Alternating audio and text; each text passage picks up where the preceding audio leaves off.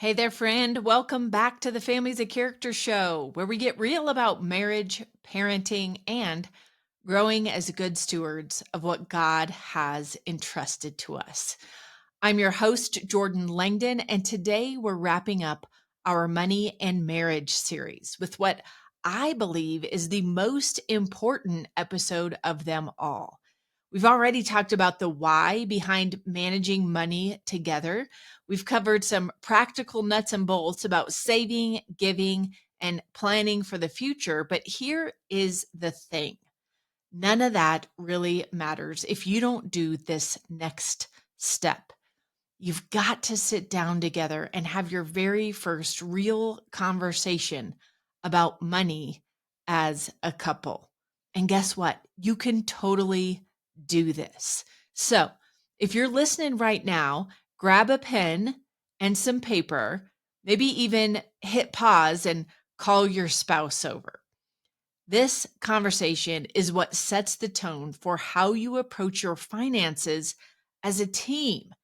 Guys, it's time to move from talking about talking to actually talking to one another about money. Here's what I've seen over and over again when I'm coaching couples. The truth is, most of us avoid conversations because we think we have to have it all figured out first. Like we have to have the plan, we have to come with solutions. And if we don't do that, then it's not worthy of sort of booking time on the calendar with your spouse to sit down and have the conversation. We'll even say things like, when we have more income, then we'll sit down and talk. Or after we get done paying down all this debt, then we'll plan for the future. Or even like, hey guys, when life slows down, we'll finally make a budget. Well, guess what? Life is not going to slow down. If anything, it might speed up. So waiting for the perfect time just keeps you stuck. And all of that overwhelm creates this drag on your psyche. It keeps you from experiencing true joy and peace in your marriage and family life. The thing is, we don't even realize how much drag we have going on because we know we need to have these conversations, but we keep postponing them. So, my encouragement to you right now is just to say yes to this episode, to say yes to this free, what would normally be offered in a expensive coaching course or a $125 counseling session with your spouse and a therapist. Just say yes to doing this free reflection exercise that can get you talking and get you on the same page. A shared vision about your future with your spouse doesn't come from having all the answers. It comes from intentionally sitting together, asking honest questions, and listening to each other's hearts. Guys, if we look at scripture, Psalm 24:1 reminds us the earth is the Lord's and everything in it.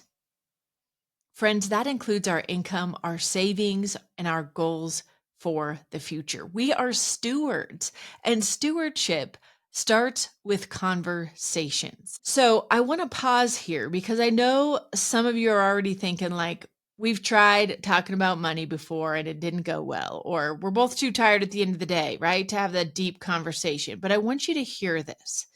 Carving out 30 minutes to talk about your stories and your hopes around money is not really about the numbers. It's about understanding what shaped each of you, the beliefs you absorbed in childhood, learning to see each other's hearts rather than assuming motives, which is so often the problem in our conversations, assuming our spouse has ill motives or intent. It helps you to lay down some of the defenses and frustrations that get you stuck in these money conversations. So when couples skip this step and just go straight to the planning or to Quicken or the YNAB app or whatever, what often happens is that money conversations become nothing but logistics and conflict. Okay. This question, how much did we spend on groceries? How much was that Costco bill? Why did you buy that? We need to save more for the kids' college. You see, when you begin with each other's stories, where your attitudes and your mindset came from, what you hope for, you build this bridge of compassion. Okay. You start to see why your spouse reacts the way they do when a big bill comes in or when the topic of charitable giving comes up. You start to understand the why behind the behaviors.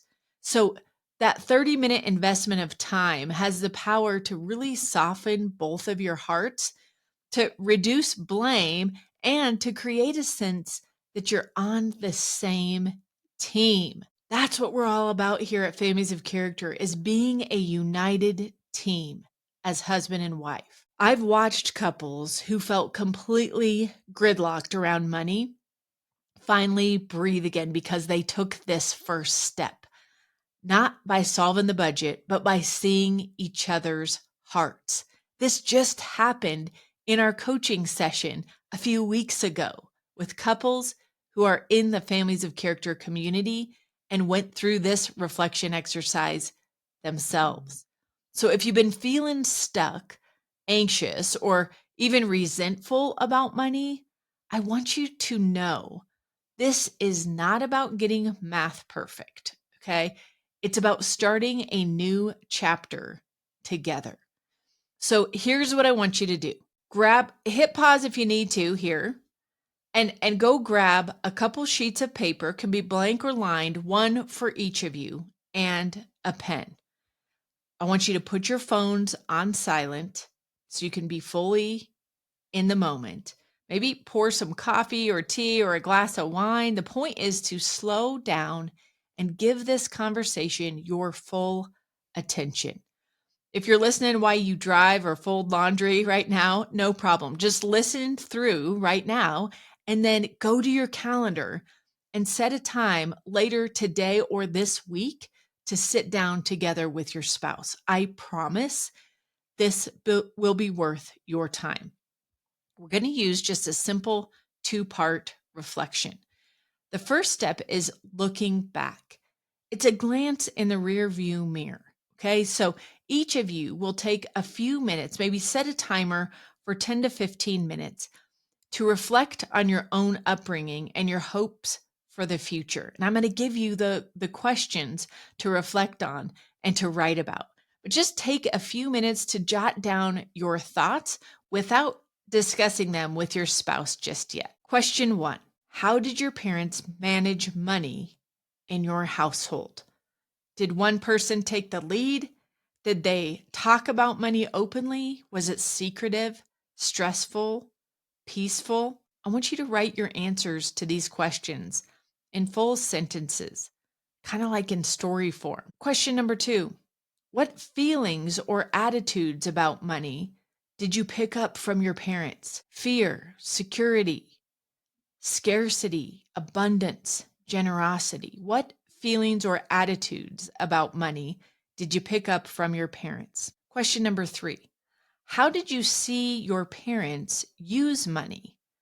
If you think back on your childhood, did you see your parents use money primarily for the family's needs, for experiences, for giving charitably, or on material items? Write down what you remember about how you saw your parents use money. Now, step 2 of this exercise is looking forward. It's glancing forward into your future, thinking about your own view of money going forward.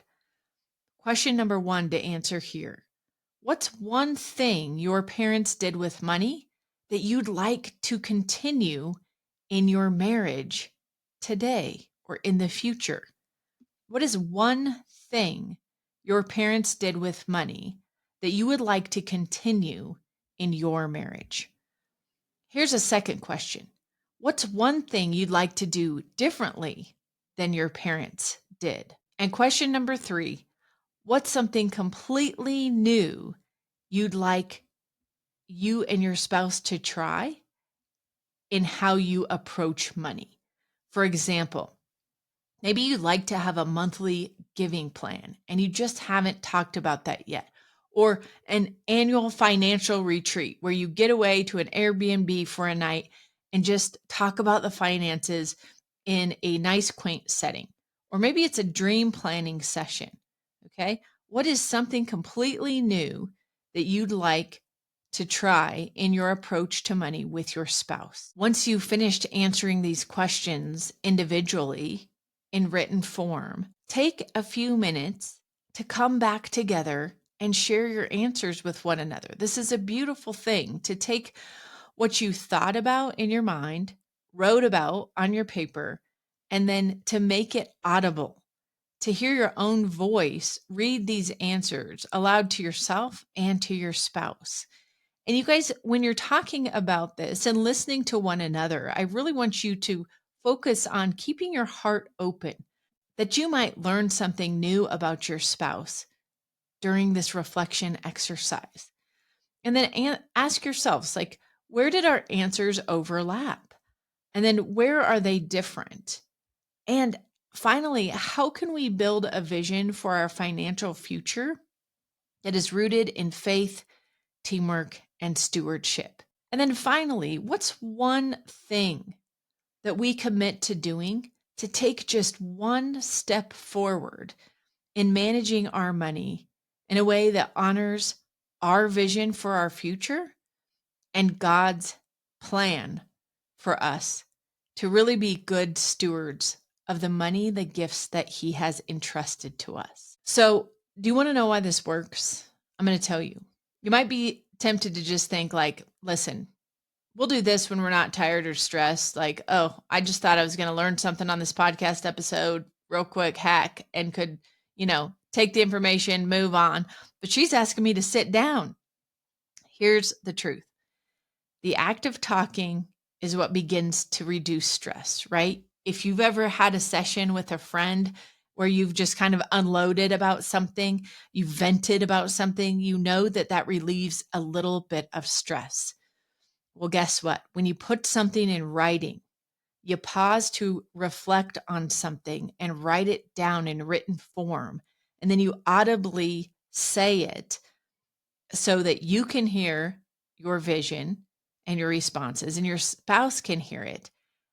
A whole nother level of stress comes off. When you share your history with someone you trust, like your spouse, what shaped you? When you think about money and how you experienced money growing up, and then what you long for, right? You have made a commitment and a covenant to your spouse for life. So to be able to share what you long for in the future, the vision that you have for your family in terms of money and goals, what happens when you do that is it stops feeling like you're on opposite teams. Okay. You realize things like, oh, that's why you get anxious when we spend too much on vacations, or that's why you value giving or tithing so much. You saw it modeled as a kid, and I didn't. Guys, doing this type of reflection exercise makes money move from being a point of tension to being a shared journey of stewardship. And if you're a person of faith, remember, you're not just making a plan for dollars and cents, right? By doing this, you are inviting God into your marriage and your money. That's an important thing. And what a beautiful place to start before you start getting into the nuts and bolts about maybe the next actions that you plan to take. So before we wrap up, I just want to say this. This conversation alone is not going to solve everything in one sitting when it comes to marriage and money. And we know that. But the goal isn't to create a perfect budget or to just decide on like every detail in one sitting. The goal is just to begin, to open the door to honest dialogue and to listen to each other's stories. Proverbs 16:3 tells us, commit to the Lord whatever you do, and He will establish your plans. Again, that verse says, commit to the Lord whatever you do, and He will establish your plans. Friends, as you start this conversation, invite Him in. Pray together before you begin this exercise. Ask for wisdom, unity, and trust in His provision for your lives. If you do this exercise, sit down, write, and talk. You will have taken the single most powerful step toward building a financial future that both you and your spouse feel hopeful about. So listen, friends, if you're part of our Families of Character community, you're listening to these podcasts, you're part of our coaching community, you've been to our Parents' Night Out date night events on the first Friday of the month, I would love to hear about your experience. I want you to email me. Email me personally at Jordan, Jordan, at familiesofcharacter.com. I want you to tell me what surprised you. What did you learn about your spouse through this exercise? Or what new dream did you discover together? And if this episode blessed you, would you please share it with a friend? Maybe another couple in your church or a sibling or someone you know who's been struggling with money conversations or maybe avoiding money altogether in their marriage. We know that avoidance is not the answer, but coming together with charity and a tender place for our spouse to land and to just talk about some things that can be difficult or triggering, like money. That's what we're going for, is a nice gentle place to land the plane and have these types of conversations.